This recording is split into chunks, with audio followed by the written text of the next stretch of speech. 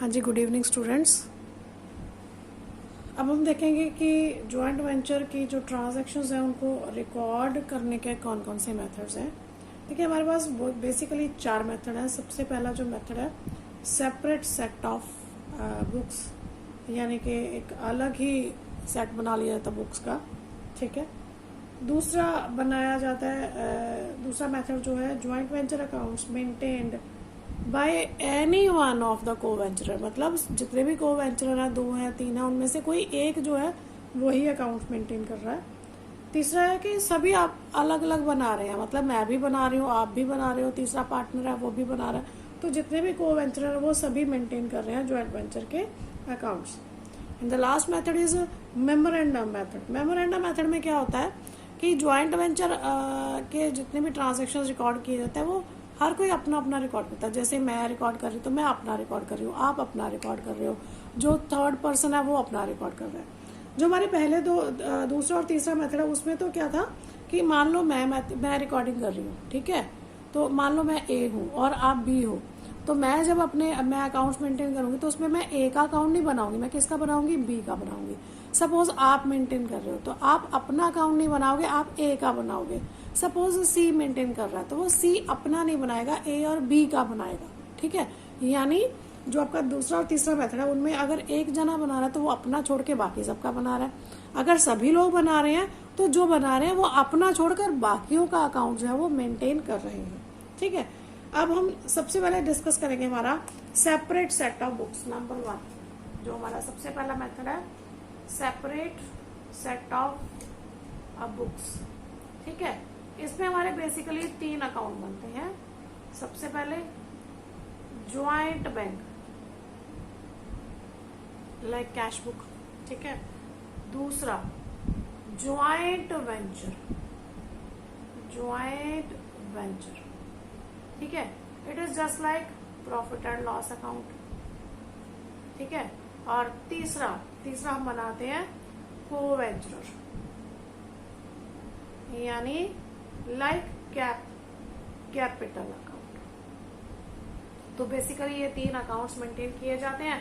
इसके अलावा any account required according to question और प्रॉब्लम। ठीक है। तो अगर कोई और अकाउंट रिक्वायर्ड है वो हमने क्वेश्चन की डिमांड पर बनाना है, अदरवाइज बेसिकली हमारे 3 अकाउंट ही मेंटेन किए जाते हैं। सबसे पहला जो अकाउंट बनाते हैं वो हम बनाते हैं joint bank account. Joint bank account क्यों बनाया जाता है? वो इसलिए बनाया जाता है कि क्योंकि देखो मान लो ए और बी 2 लोग हैं जो ज्वाइंट वेंचर कर रहे हैं। अब दोनों ने पैसा लगाया, सपोज ए ने लगाया 10 लाख, उसका कैपिटल जो है वो 10 लाख का है, बी का 8 लाख का है। तो दोनों ने पैसा इन्वेस्ट किया। अब दोनों ने मिलकर काम करना है, दोनों ने ही खर्चे करना है। वो क्या करेंगे, ये सारे के सारे पैसे को ज्वाइंट बैंक में डाल देंगे एक अलग से। हालांकि एक अपना अकाउंट है, बी का अपना अकाउंट है, लेकिन क्योंकि ये ज्वाइंट वेंचर में जा रहे हैं इसलिए वो अपने अपने अकाउंट्स को डिस्टर्ब नहीं करेंगे, उसको बिल्कुल भी नहीं छेड़ेंगे। वो क्या करेंगे, एक separate joint bank account open कर लेंगे, उसमें ये अपना पैसा डाल देंगे। अब उसके बाद क्या होगा कि जो भी खर्चे करने हैं या जो भी इनकम्स आएंगी वो सारी इस ज्वाइंट बैंक में ही चली जाएंगी और एंड में इसी के हिसाब से ही वो आपस में अपना हिसाब किताब करेंगे। ठीक है। फिर ज्वाइंट वेंचर क्या है, ये आपका लाइक P&L है। अब यहाँ पर क्या है, चाहे आपके एक्सपेंसेस हैं, ठीक है, चाहे आपने कोई एसेट परचेज की है, ठीक है, तो इन सब की एंट्री आपने ज्वाइंट वेंचर के नाम से ही करनी है। ठीक है। सपोज आपने खर्चा किया, आपने रेंट पे किया तो आप लिखोगे joint venture to joint bank, क्योंकि ज्वाइंट बैंक से जाएगा। सपोज आपने मशीनरी परचेज की तो भी आप करोगे joint venture to joint bank. आप कभी भी उस एसेट को मेंटेन नहीं करोगे, उस एसेट का पर्टिकुलर अकाउंट नहीं बनाओगे। ये पर्टिकुलर अकाउंट क्यों नहीं बनाया जाता, क्योंकि जो तुम्हारा ज्वाइंट वेंचर है वो लॉन्ग टर्म नहीं है, वो शॉर्ट टर्म है। तो हम इसमें बहुत सारे अकाउंट्स मेंटेन नहीं करना चाहते। अगर हमारा पार्टनरशिप होता तो उसमें तो हम हर एसेट का अलग से एक अकाउंट मेंटेन करते हैं, क्योंकि वो लॉन्ग टर्म है। लॉन्ग टर्म में हमें जानना है कि हमने कितनी एसेट्स परचेज की, प्रेजेंटली कितनी है, हमें और कितनी चाहिए, स्टॉक है वो हमारे पास ओपनिंग कितना था, हमने और कितना परचेज किया, क्लोजिंग कितना रह गया, फ्यूचर में और कितना रिक्वायर्ड है। ये सारी हमें चीजें देखनी होती हैं। तो इसलिए हम क्या करते हैं, हम हर चीज का, हर एसेट का, हर एक्सपेंडिचर का अलग अलग अकाउंट मेंटेन करते हैं। लेकिन यहाँ पर तो हमारा शॉर्ट टर्म है, हमने 6 महीने के लिए ज्वाइंट वेंचर किया है या 1 साल के लिए ज्वाइंट वेंचर किया, एक पर्टिकुलर बिजनेस को, पर्टिकुलर वेंचर को खत्म करने के लिए। तो उस केस में हमारा जितना भी एक्सपेंसेस होंगे या एसेट्स परचेज करेंगे या कोई इनकम्स आएंगी या कोई एसेट सेल किया जाएगा, उन सब का ट्रीटमेंट ज्वाइंट वेंचर के नाम से ही किया जाएगा। उनका कोई भी सेपरेट अकाउंट जो है वो ओपन नहीं किया जाएगा। ठीक है, तो इस तरीके से हम सेपरेट सेट ऑफ बुक्स जो है वो मेंटेन करते हैं।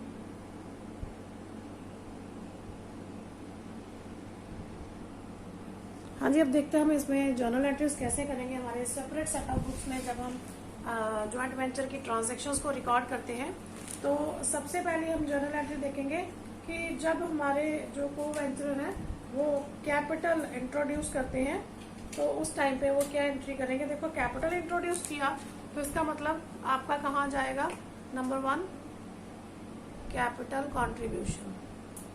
कैपिटल कंट्रीब्यूशन और कैपिटल इंट्रोडक्शन एक ही बात है।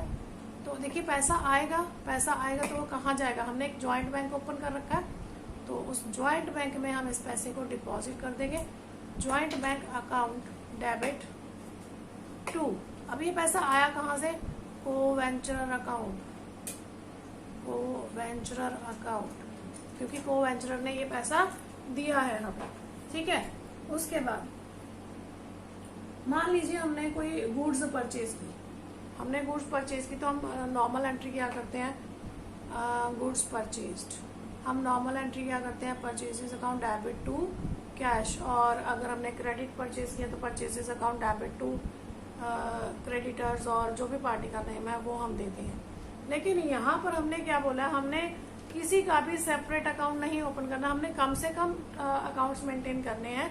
तो जब हम गुड्स परचेज करेंगे और हमने अगर कैश परचेज किया तो हम एंट्री करेंगे joint venture account debit, joint venture account debit to, अगर तो पैसा गया है तो ज्वाइंट बैंक। ठीक है, और अगर हमने उधार खरीदा है तो क्रेडिटर, जो भी आपका केस होगा। ठीक है जी, और मान लीजिए जब हमने गुड्स परचेज की तो बैंक में से जाके पैसा निकालने का मेरे पास समय नहीं था। ठीक है, और मेरी जेब में पैसे थे और मैं को-वेंचरर हूँ, तो मैंने इमीडिएटली अपनी जेब से वो पैसे पे कर दिए। ठीक है, तो उस केस में ज्वाइंट बैंक या क्रेडिटर्स की जगह क्या आ जाएगा, को-वेंचरर टू को-वेंचरर। समझ में आ गई? मतलब अगर तो मैंने पैसा पे कर दिया तो ज्वाइंट वेंचर टू बैंक, अगर मैंने उधार करा तो ज्वाइंट वेंचर टू क्रेडिटर। लेकिन अगर मैंने पर्सनली पैसा पे कर दिया, तो joint venture account debit to co-venturer account. ठीक है जी। तीसरी एंट्री, अगर हमने कोई उधार माल खरीदा था तो अब उसको पेमेंट करनी है। ठीक है, पेमेंट करनी है तो हम क्या लिखेंगे, creditors to joint bank, payment to supplier और क्रेडिटर,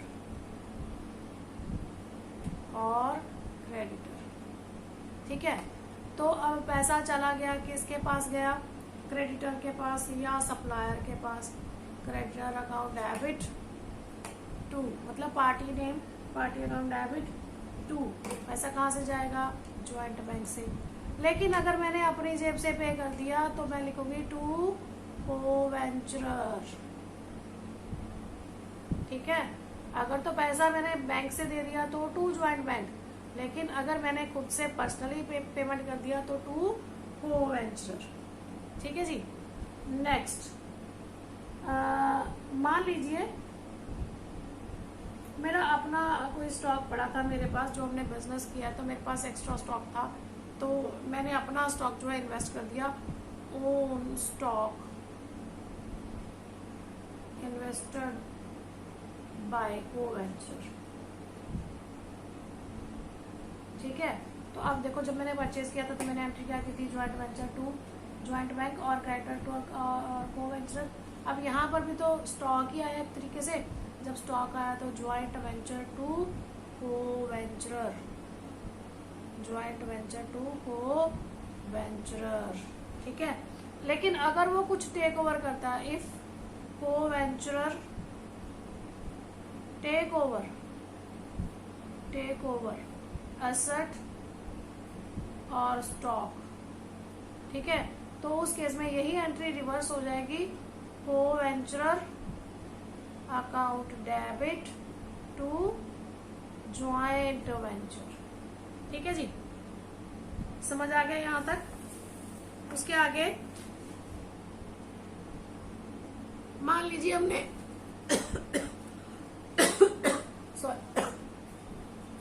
सॉरी मान लीजिए हमने गुड्स सेल की है।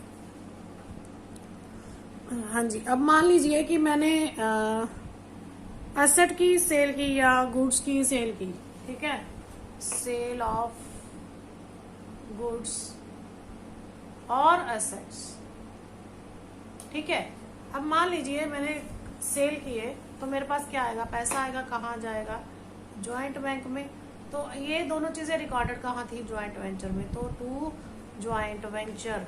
लेकिन मान लो मैंने एसेट सेल किया या गुड्स सेल की, जो पैसा आया मैंने ज्वाइंट बैंक में नहीं डाला, मैंने अपने अकाउंट में डाल दिया, अपने पर्सनल अकाउंट में डाल दिया, तो फिर यहाँ ज्वाइंट बैंक की जगह को वेंचरर आ जाएगा, co वेंचरर account debit to joint venture, ठीक है।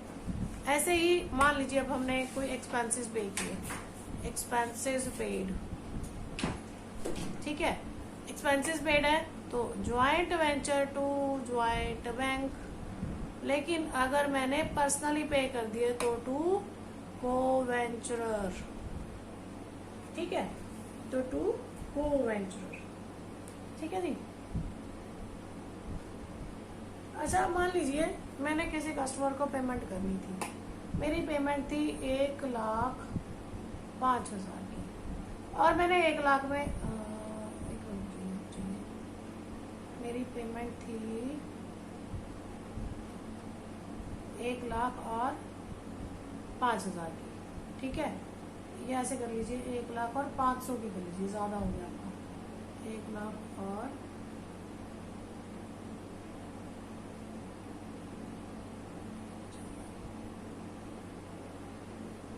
1,01,000 की मेरी पेमेंट थी, मैंने 1,000 रुपया डिस्काउंट कर दिया और 1 लाख में सेटलमेंट कर दिया, ठीक है। तो अब मैं क्या करूंगी, अब देखो, जब मैंने पैसा जो है वो पैसा रिसीव किया, तो कहाँ जाएगा, ज्वाइंट बैंक में। और मैंने डिस्काउंट अलाउ किया तो मुझे लॉस हो रहा है, तो P&L में जाएगा, यानी ज्वाइंट वेंचर टू। अब ये मैंने जिसको पे किया उसका नाम यहाँ पे सप्लायर और क्रेडिटर, जिसको भी मैंने पे किया उसका नाम यहाँ पर आ जाएगा, ठीक है। और मान लीजिए मेरे पास बिल रिसीवेबल था, वो मैंने डिस्काउंट करा लिया, तो उस केस में भी joint bank joint venture to bills receivable account, ठीक है, इन दोनों को मैं डेबिट कर दूंगी और बिल्स रिसीवेबल को क्रेडिट कर दूंगी, ठीक है जी। तो इस तरीके से हमारी एंट्रीज रिकॉर्ड की जाती हैं। एक एंट्री और बताना चाहूंगी आपको मैं बैड डेट्स की। अगर मेरा पैसा डूब जाता है तो भी ज्वाइंट वेंचर टू जिस पर्सन से लेना था, टू कस्टमर और टू सप्लायर या जो भी है, या टू क्या कहते हैं परचेजर, सॉरी हाँ, टू परचेजर, जिसने भी मेरे से माल खरीदा था या जिसने मुझे पेमेंट करना था, अगर उसने नहीं किया तो ज्वाइंट वेंचर टू कस्टमर, ये मेरी एंट्री किस चीज की है, बैड डेट्स की, ठीक है जी। इस तरीके से हमारी जो जर्नल एंट्रीज हैं वो रिकॉर्ड की जाती हैं, ठीक है जी। बाकी की जैसे जैसे हम आगे बढ़ते जाएंगे वैसे वैसे हमें क्लियर होता जाएगा। और एंड में हमारा क्या होता है कि हमारा जब हमने ये सारे बना लिए, हमें प्रॉफिट होएगा, ज्वाइंट वेंचर अकाउंट से प्रॉफिट आएगा, ठीक है। और ये प्रॉफिट किसको जाता है, ये जाता है को वेंचरर्स को, ठीक है। तो उस केस में हमारी एंट्री क्या हो जाएगी, अगर profit in case of profit हमारी एंट्री हो जाएगी joint venture account debit to को वेंचरर अकाउंट, ठीक है। जितने भी हैं उन सबके यहाँ पर पर्सनल नेम्स आ जाएंगे, ठीक है जी। लेकिन in case of loss entry क्या हो जाएगी, रिवर्स एंट्री। ठीक है, यानी co venture account debit to joint venture. चलिए अब हमने प्रॉफिट वगैरह सब कुछ कर लिया, सारा हमारा काम खत्म हो गया, लेकिन अब एंड में हमारा क्या रह गया जी, सेटलमेंट। देखिए हमने हमारे ज्वाइंट बैंक अकाउंट ओपन किया था, हो सकता है इसमें पैसा पड़ा हो सकता है इसमें नेगेटिव बैलेंस आ गया हो, ठीक है, हो सकता है किसी से हमने पैसे लेने हैं, किसी को हमने पैसे देने हैं, तो उसका भी तो हमें सेटलमेंट करना होगा ना। तो फाइनल सेटलमेंट जो किया जाता है, अगर तो किसी वेंचरर को हमने पेमेंट करनी है, यानी उसका हिसाब बनता है, उसको पैसा लेना बनता है, तो फिर हम करेंगे को वेंचरर टू ज्वाइंट बैंक। लेकिन अगर जरूरी थोड़ी ना कि हमें देना ही है, हो सकता है हमें लेना हो, यानी उसने कोई एसेट सेल की अपनी पॉकेट में पैसा रख लिया, ठीक है, वो उसने रिटर्न ही नहीं करा, तो इसका मतलब उसके पास पैसा बढ़ गया। मान लो उसने कैपिटल लगाई थी 1 लाख की, ठीक है, लेकिन हम इसका मतलब हमने उसे 1 लाख रुपया मोड़ना है प्लस प्रॉफिट उसको मोड़ना है, लेकिन उसने कोई एसेट सेल किए या बिजनेस में से जो भी इनकम हुआ वो सारा अपनी पॉकेट में रख लिया, वो बन गया उसका 2 लाख का। तो ये जितना उसने लेना था उससे ज्यादा का हो गया, ठीक है, तो जितना एक्सेस हो गया वो हमने उससे वापस लेना है। जब वापस लेना तो हमारी एंट्री रिवर्स हो जाएगी, joint bank account debit to को वेंचरर अकाउंट फॉर फाइनल सेटलमेंट। ये दोनों एंट्रीज जो है वो फाइनल सेटलमेंट के लिए है। अगर हमने को वेंचरर को पेमेंट करनी है तो को वेंचरर टू ज्वाइंट बैंक, लेकिन अगर को वेंचरर से लेना है तो ज्वाइंट बैंक टू को वेंचरर अकाउंट। ठीक है जी, तो इस तरीके से इसकी जर्नल एंट्रीज जो है वो पास की जाती है। नेक्स्ट वीडियो में हम देखेंगे इसका एक प्रैक्टिकल, जिसमें हम जर्नल एंट्रीज भी करेंगे और इसमें हम अकाउंट्स भी मेंटेन करेंगे। Thank you very much. अगर आपको मेरे वीडियोस पसंद आते हैं तो लाइक शेयर सब्सक्राइब जरूर कीजिएगा।